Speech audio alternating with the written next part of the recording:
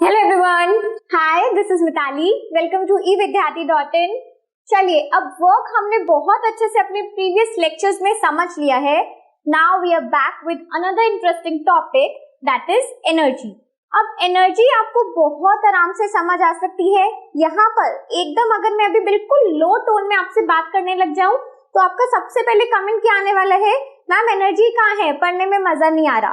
तो exactly energy क्या show करता है, हमारे काम करने की क्षमता को। ठीक है, सो हमने अपने जूनियर क्लासेस में 5th 6th से हम एक डेफिनेशन पढ़ते आ रहे हैं कि energy is the capacity to do work. मतलब हम काम कितनी क्षमता से करते हैं, कितनी एनर्जी के साथ करते हैं।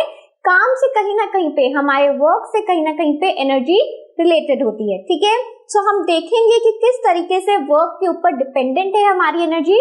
बट उससे पहले एनर्जी आपने बहुत सारे सोर्सेज और फॉर्म्स में पढ़ी है। For suppose nuclear power plants होते हैं, they are thermal power plants also. Heat energy को एक्यूमुलेट किया जाता है। देन दे आर कोल से भी एनर्जी डेवलप की जाती है। बहुत सारे फॉसिल फ्यूल्स होते हैं, पेट्रोलियम है, ये सब क्या है, किसी ना किसी टाइप के एनर्जी फॉर्म्स हैं। ठीक है, then we have our electrical energy. बहुत बड़े बड़े पावर स्टेशन होते हैं जिसकी वजह से आपके फोन या आपकी लाइट्स, जितना भी घर में बिजली है, जैसा भी सब कुछ अप्लायंसेस हमारे चल पाते हैं, that is because of the electrical energy, right. चलिए, फिर इसी तरीके से और भी होंगे। We have solar panel. Solar तो एक्चुअली सन तो सबसे बड़ा सोर्स ऑफ एनर्जी हमारे लिए है। सबसे पहले वो हमें क्या देता है, हीट एंड लाइट तो देता ही है। बट आज के टाइम पे तो सोलर पैनल्स इतने कॉमन हो गए हैं कि पूरी इलेक्ट्रिसिटी एक बिल्डिंग को या फिर कितने सारे फ्लोर्स को एक बड़े सोलर पैनल के थ्रू दी जा सकती है। So we have solar panels. Similarly we have the wind mills, मतलब कि फ्लोइंग विंड, हमारी जो एयर है, फ्लोइंग एयर कह सकते हैं, बिकॉज विंड तो वही होती है, बहती हुई हवा।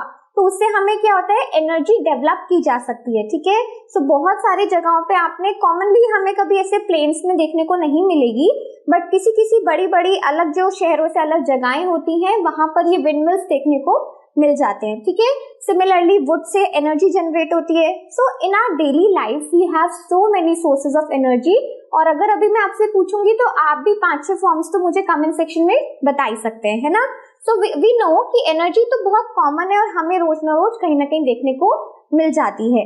बट अब सबसे पहले बात ये आती है कि हमने वर्क को तो समझा है, so how work and energy is related. ठीक है, so we have learn energy is the capacity to do work. So हमने क्या अभी तक हमेशा पढ़ा है कि एनर्जी एक ऐसी चीज है, हम क्या कह सकते हैं, हमारे किसी भी काम को करने की क्षमता।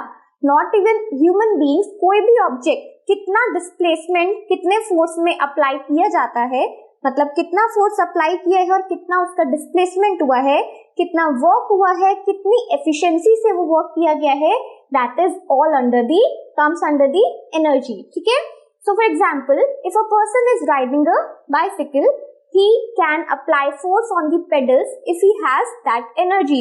कोई भी बच्चे को अगर आप देखोगे, साइकिल आप लोगों ने भी चलाई होगी, तो अगर मैं किसी भी टॉडलर को, किसी भी छोटे से 1-2 साल के बच्चे को एक बड़ी साइकिल पे बिठा देती हूँ, तो obviously that kid does not have the energy. तो उस बच्चे के पास इतनी एनर्जी नहीं होगी कि वो पेडल्स पे एफिशिएंटली फोर्स लगा सके। वो फोर्स लगा जरूर सकेगा, बट क्या वो फोर्स उतनी काफी होगी? नहीं।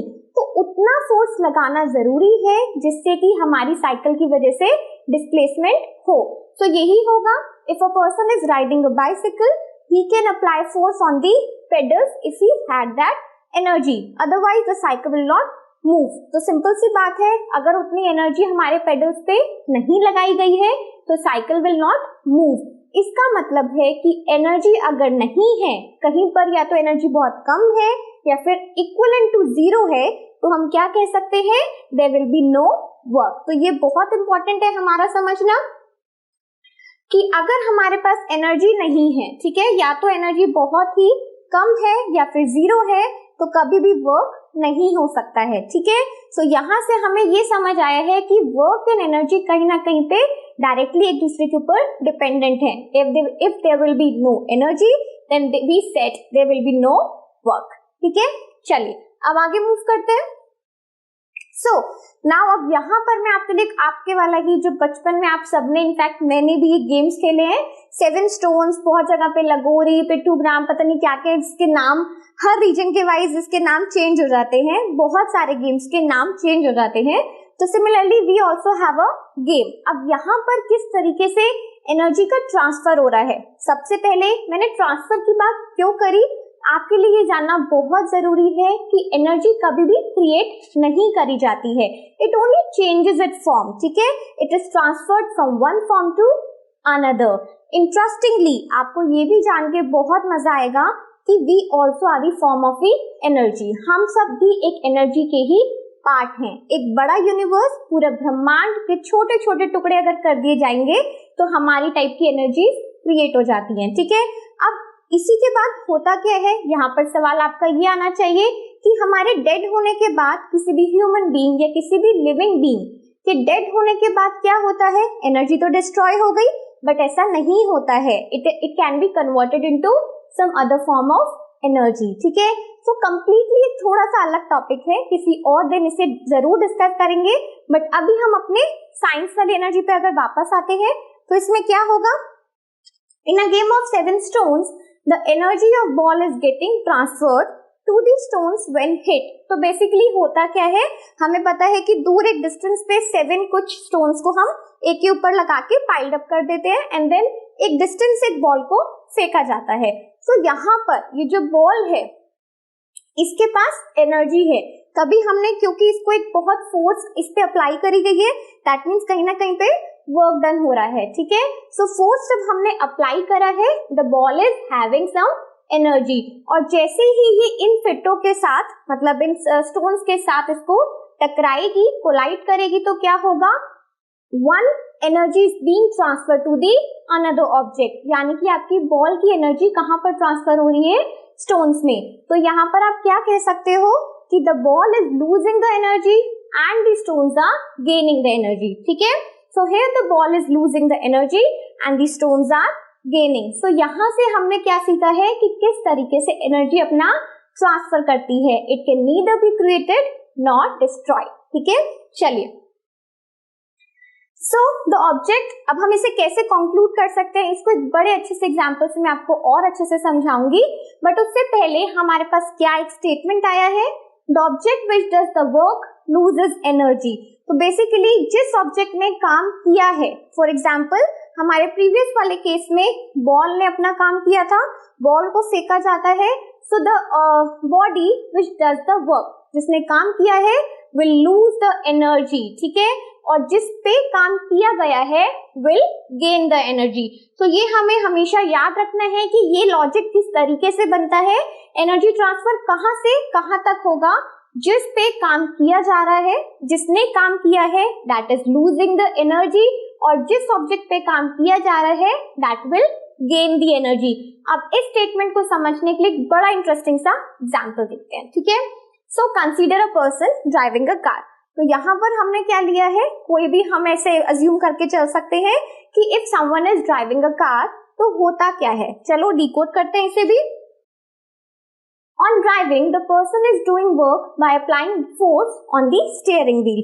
तो हमें पता है कि जब ड्राइव किया जाता है the person will be applying force on his steering wheel। तो हमने यहाँ पर क्या देखा है कि वो अपने steering wheel पे फोर्स अप्लाई करेगा, ठीक है।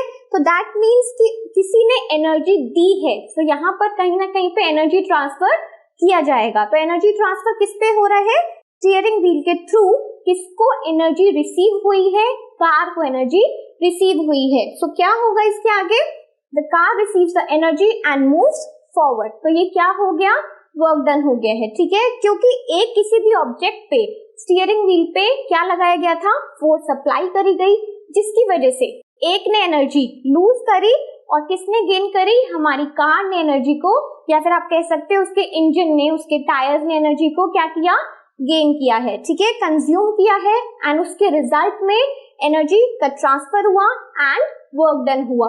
कैसे कह सकते हैं, because a car moves forward, ठीक है। So what we can say, any object that possess energy can do work. तो इसका मतलब ये है कि कोई भी ऑब्जेक्ट जिसके पास एनर्जी है वो क्या कर सकता है, that is capable of doing work, वो वर्क कर सकता है। जिस तरीके से एनर्जी को स्टीयरिंग व्हील के थ्रू कार को दिया गया है, उसी वजह से उस कार ने आगे मूव करा। दैट मीन्स एनर्जी की वजह से वहां पर क्या हुआ है, वर्क डन हुआ है। ठीक है, तो अब क्योंकि हमने एनर्जी को कहीं ना कहीं पे वर्क से रिलेट किया है, यानी कि हम क्या कह सकते हैं, thus the energy possessed by an object is measured in terms of the capacity of doing work।